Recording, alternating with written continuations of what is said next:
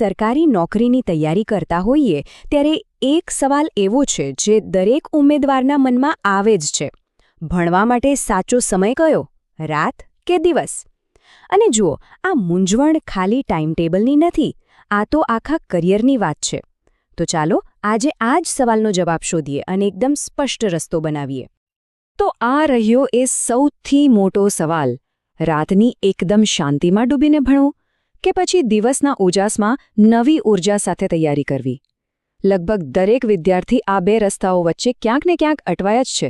પણ આ વાત માત્ર પસંદગીની નથી, આ સીધી પરિણામ સાથે જોડાયેલી છે. ચલો આને આપણે અલગ અલગ દૃષ્ટિકોણથી તપાસીએ. ઓકે, તો સૌથી પહેલાં આપણે સાયકોલોજી એટલે કે મનોવિજ્ઞાનની દૃષ્ટિએ જોઈએ. એક વાત છે ને ગાંઠ બાંધી લેવા જેવી છે. કોઈ એક ફોર્મ્યુલા બધા માટે કામ નથી કરતી. દરેકનું મગજ અલગ રીતે કામ કરે છે અને એટલે જ દરેકનો પીક ટાઈમ પણ અલગ હોય છે. સૌથી અગત્યનું એ છે કે એ સમયને ઓળખવો જ્યારે આપણું મગજ સૌથી તેજ ચાલતું હોય. હવે જરા અહીંયા જુઓ, આ સ્લાઇડમાં બંને સમયની તાકાત કેટલી સરસ રીતે બતાવી છે. રાત્રે જ્યારે આખી દુનિયા સૂતી હોય ત્યારે કોઈ ડિસ્ટર્બન્સ નહીં, અવાજ નહીં, એટલે એકાગ્રતા એકદમ ટોચ પર હોય. બીજી બાજુ દિવસે સારી ઊંઘ પછી મગજ એકદમ ફ્રેશ અને જાણે રિચાર્જ થયેલું હોય છે, જે ગણિત કે બંધારણ જેવા અઘરા વિષયોને સમજવા માટે બેસ્ટ છે. તો આમાં નિર્ણાયક મુદ્દો શું છે ખબર છે? મનોવિજ્ઞાન કહે છે કે ઘડિયાળમાં શું વાગ્યું છે ને એના કરતાં વધુ જરૂરી એ છે કે આપણા મનમાં કેટલી શાંતિ છે.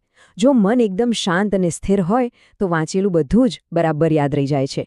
બસ આ જ તો ખરી રમત છે. સારું, મનની શાંતિ તો સમજી લીધી, પણ પરીક્ષા પાસ કરવા માટે એક સ્માર્ટ પ્લાનિંગ પણ જોઈએ ખરું ને? તો ચાલો હવે આ જ મુદ્દાને તાર્કિક એટલે કે લોજિકલ દૃષ્ટિકોણથી જોઈએ. જુઓ, મહેનત તો બધા જ કરે છે, પણ સફળ એ જ થાય છે જે એક સ્માર્ટ વ્યૂહરચના બનાવે છે. અને આ જે ટેબલ છે ને એ જ સ્માર્ટ વ્યૂહરચનાનો નકશો છે. તર્ક એકદમ સીધો અને સરળ છે. જેવું કામ એવો સમય. ગણિત કે બંધારણ જેવા વિષયો જેમાં મગજને બરાબર કસરત કરાવવી પડે એ દિવસે કરવાના, જ્યારે બ્રેન પાવર હાઈ હોય. અને રિવિઝન, કરંટ અફેર્સ કે MCQ સોલ્વ કરવા જેવા કામ જેમાં યાદ રાખવાનું વધારે હોય એ રાત્રે કરવાના, જ્યારે મગજ માહિતીને સ્ટોર કરવા માટે તૈયાર હોય છે. એટલે કે લોજિકલ દૃષ્ટિકોણનો સાર એટલો જ છે કે કોઈ એક સમય પાછળ આંધળી દોટ લગાવવાને બદલે પોતાના અભ્યાસને સ્માર્ટ રીતે વહેંચી નાખવો જોઈએ.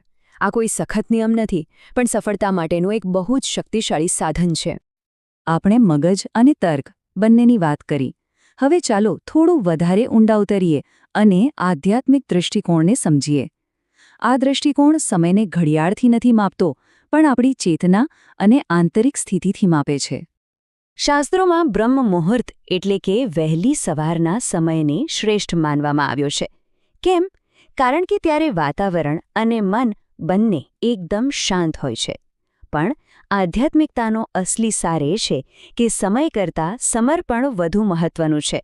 જે સમયે મન પૂરેપૂરું અભ્યાસમાં લાગી જાય, બસ એ જ સાચો અને પવિત્ર સમય છે.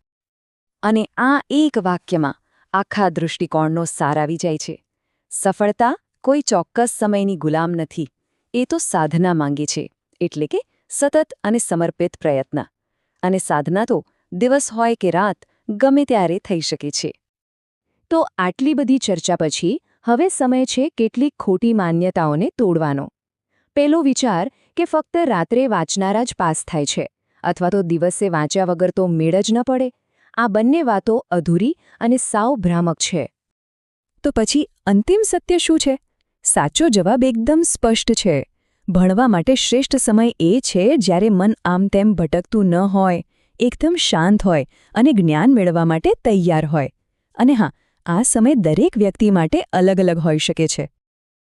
ચાલો તો હવે આ બધી સમજને એક નક્કર એક્શન પ્લાનમાં ફેરવીએ. એક એવી વ્યૂહરચના બનાવીએ જે મનોવિજ્ઞાન, તર્ક અને આધ્યાત્મિકતા આ ત્રણેય દૃષ્ટિકોણને જોડીને એક પરફેક્ટ કોમ્બિનેશન તૈયાર કરે. તો આ રહ્યો એક આદર્શ દૈનિક પ્લાન. સવારે જ્યારે મગજ એકદમ ફ્રેશ હોય ત્યારે સૌથી અઘરા વિષયો પકડો. બપોરે જ્યારે થોડો આરામ જોઈએ ત્યારે હળવું વાંચન કે નોટ્સ બનાવવાનું કામ કરો. અને રાત્રે દિવસભર જે પણ ભણ્યા હોઈએ તેનું રિવિઝન અને પ્રેક્ટિસ કરો. આનાથી દરેક કલાકનો શ્રેષ્ઠ ઉપયોગ થશે. અને અંતમાં બસ આ એક વાત યાદ રાખવા જેવી છે. સફળતા એ વાત પર નિર્ભર નથી કે કયો સમય પસંદ કર્યો, પણ એ વાત પર છે કે પસંદ કરેલા સમયનો ઉપયોગ કેવી રીતે કર્યો. તો હવે સવાલ એ નથી કે ક્યારે ભણવું, પણ સવાલ એ છે કે પોતાના સમયને સફળતામાં કેવી રીતે ફેરવવો.